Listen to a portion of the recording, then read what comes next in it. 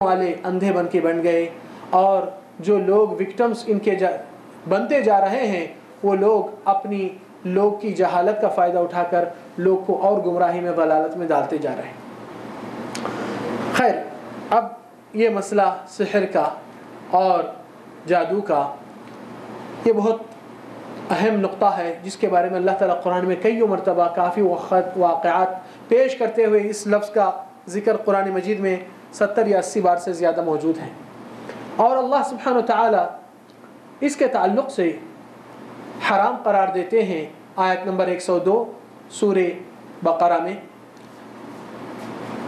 فَيَتَعَلَّمُونَ مِنْهُمَا مَا يُفَرِّقُونَ بِهِ بَيْنَ الْمَرْءِ وَزَوْجِهِ۔ یہ لوگ ایسی چیز سکھاتے ہیں ان کے غلط علم میں جس کی وجہ سے شوہر اور بیوی کے درمیان جدائی ڈالے جا سکتی، اور آپس میں کیا مطلب کہ ایسے اسباب بنائے جاتے ہیں جو ایک دوسرے سے اختلاف بغیر وجوہات کے، ایک دوسرے سے نفرت بدگمانی بغیر کوئی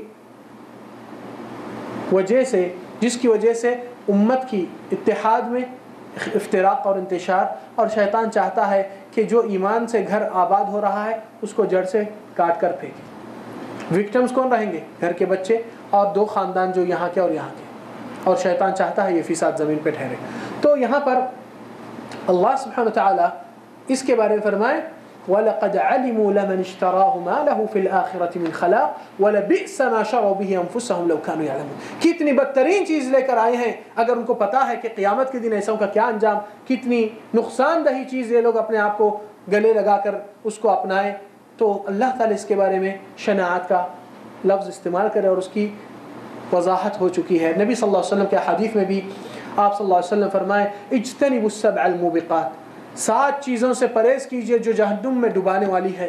قلنا وما ہن یا رسول اللہ، ہم نے پوچھا اللہ کے نبی وہ کیا ہے؟ قال الاشراک باللہ، اللہ سے شرک کرنا، اور والسحر جادو، وعقوق الوالدین، ماں باپ کی نافرمانی۔ تو اس طریقے سے اللہ کے نبی صلی اللہ علیہ وسلم اس کو بھی وہاں پر ذکر کرتے ہیں۔ اگر یہ چیز کا کوئی اثر ہی نہیں ہوتا تو نبی صلی اللہ علیہ وسلم اس کو کیوں ذکر کریں گے، کیوں بتائیں گے یہ جہنم میں ڈالنے والی بات ہے؟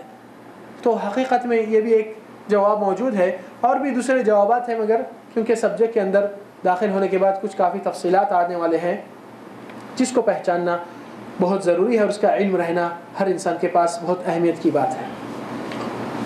آئیے دیکھیں گے کہ یہ ساحر اور یہ جادوگر اسلام میں اس کی اتنی بڑی شناعت سزا ہے، اور ایسوں کے لیے خطرناک فیصلہ اللہ تعالیٰ نے دے چکے ہیں اور رسول اللہ صلی اللہ علیہ وسلم، اور اس کے ساتھ ساتھ یہ جہنم میں ڈالنے والا عمل ہے۔ اللہ تعالیٰ کہتے ہیں آخرت میں اس کو کچھ ملنے والا نہیں۔ پھر یہ لوگ کیا چیز کا اپنا معاملہ قائم کرتے ہیں، کس چیز پہ بیس ہے ان کا، کہ اس کے پاس صلاحیت ہے کچھ کرنے کی، آپ کے پاس کیوں نہیں ہے؟ وہ جن اور شیاطین اس کے ساتھ دیتے ہیں، اس کی بات سنتے ہیں، آپ کی بات کیوں نہیں سنتے؟ معاملہ کیا ہے؟ معاملہ یہ ہے کہ اللہ سبحانہ وتعالی جس وقت ابلیس کو لعنت وہاں پر ہوئی ہے، اللہ کی رحمت سے باہر کیا گیا، قال ربی فانظرنی الی یوم یبعثون، ابلیس اللہ تعالیٰ سے مہلت مانگ رہا ہے کہ اللہ تو مجھے مہلت دے دے قیامت کے دن تک۔ قال فانک من المنظرین، اللہ تعالیٰ کہہ چکے ہیں کہ تجھ کو مہلت دی گئی۔ تو اس وقت ابلیس اپنے عزائم اور اپنے منصوبے ارادے ظاہر کرتا ہے، اور اللہ تعالیٰ اس کو قرآن میں بیان کرتے ہیں تاکہ ہم اور آپ آگاہ رہیں۔ قال فبعزتک، اے اللہ آپ کی عزت کی قسم۔ دیکھیے ابلیس اتنا سب سے پہلا نافرمان اور لعنت میں اترنے کے باوجود بھی وہ جب مانگا صرف اللہ سے مانگا، کسی کا وسیلہ نہیں لگایا اس میں، اور اس کی چیز بن چکی ہے۔ تو آج اکثر لوگ کہتے ہیں کہ ہماری دعا میں قبولیت نہیں، ہم گنہگار ہیں، ان کے طفیل سے، ان کے وسیلے سے، تو کیا ابلیس سے بہتر نہیں ہے کیا؟ اتنا تو سوال اپنے آپ سے کیجئے کہ ابلیس ڈائریکٹ مانگتا ہے تو اللہ تعالیٰ اس کو قبول کرتے ہیں، تو آپ تو اس سے تھوڑا تو اچھے تو ہے نا؟ اتنا تو اچھی احسان اپنے آپ پہ، اچھی گمان رکھیے اللہ سے۔ تو دوسری چیز کہ یہی ابلیس جس کے اوپر لعنت پھٹکار ہو چکی ہے، ابھی تھوڑی دیر میں مہلت حاصل کرنے کے بعد اپنے ارادے اور عزائم دکھا رہا ہے، تو کس کی قسم کھا رہا ہے؟ اپنے ماں کی یا باپ کی یا اپنے اولاد کی یا رزق کی؟ قال فبعزتک، اللہ تیری عزت کی قسم، اللہ کی صفات کی قسم کھا رہا ہے، جو کہ شرعی قسم ہے وہ بھی۔ لأغوینہم اجمعین، یہ سارے بندوں کو میں گمراہ کر دوں گا۔ سورہ اعراف میں آیا ہے ثم لآتینہم من بین ایدیہم ومن خلفہم وعن ایمانہم وعن شمائلہم ولا تجد اکثرہم شاکرین، کہ آپ کے صراط مستقیم کے اوپر ٹھہر کر کسی کو یہاں سے گزرنے نہیں دوں گا، بلکہ میں خود ان کے پاس جا کر آگے سے پیچھے سے یہاں سے ہر طرح سے ان کو گمراہ کروں گا۔ تو اس کے عزائم اور منصوبے یہاں کھل کر آ چکے ہیں۔ اس کا جواب کیا ہوا انشاءاللہ اپنے آخری درس کے پارٹ، اس میں علاج کے پارٹ میں آئیں گا انشاءاللہ۔ تو یہاں پر یہ جادوگر اپنی کرشمہ، اپنی کچھ خوبی خصوصیت نہیں ہے اس کی، مگر اس کے کفر کا اعلان ہے کہ کہتے ہیں کہ ہمارے پاس اتنے موکل ہے۔ تو ہم سوال کرتے ہیں کیا موکل یا تو وکیل سے ہوتا ہے، یعنی آپ کی جگہ وہ کام کرتا ہے؟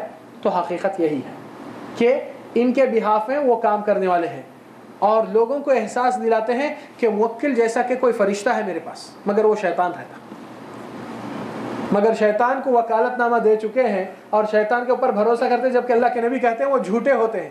تو جھوٹوں کے اوپر سہارا کرنے والا کیا سچا ہو سکتا ہے؟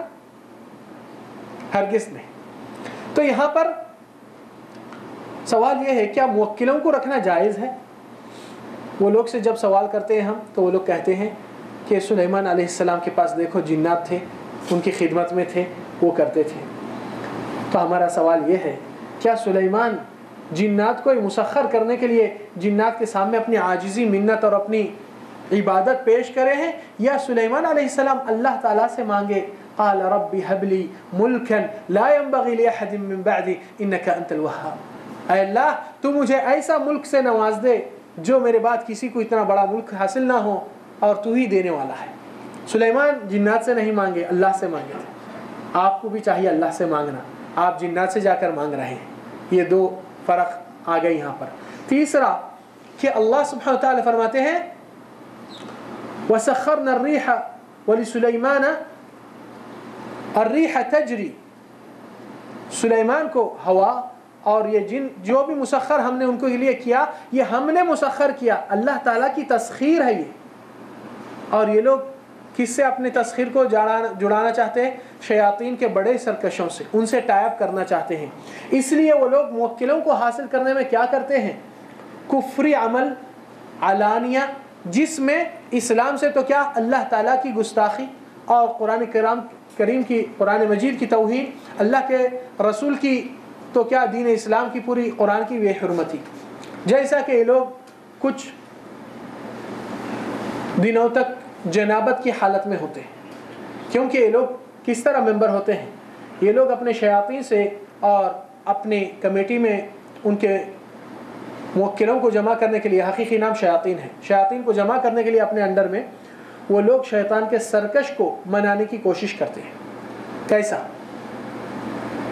کچھ خالی جگہوں پہ جنابت کی حالت میں کئی دن تک پہاڑوں کے کہف میں، غاروں میں، سمندر کے کناروں میں، ندیوں کے کچھ ایسے جگہوں پہ جو نہ غسل لیتے ہیں، نہ تو نماز، نہ تو طہارت، بلکہ بعض سرکش شیاطین ان سے کچھ کنڈیشن طلب کرتے ہیں کہ آپ کو ہماری مدد چاہیے تو آپ کو یہ 4 چیزیں کرنا ہے یا ایسے امور کرنا ہے، جس میں سے کبھی فعل حرام ارتکاب کرو کسی جانور کے ساتھ اور اس سے جنابت میں رہو، اور قرآن کو لے کر کچھ گندے خونوں سے اس کو آیاتیں لکھا کرو اللہ کے کلام کی توہین کرنے کے لیے۔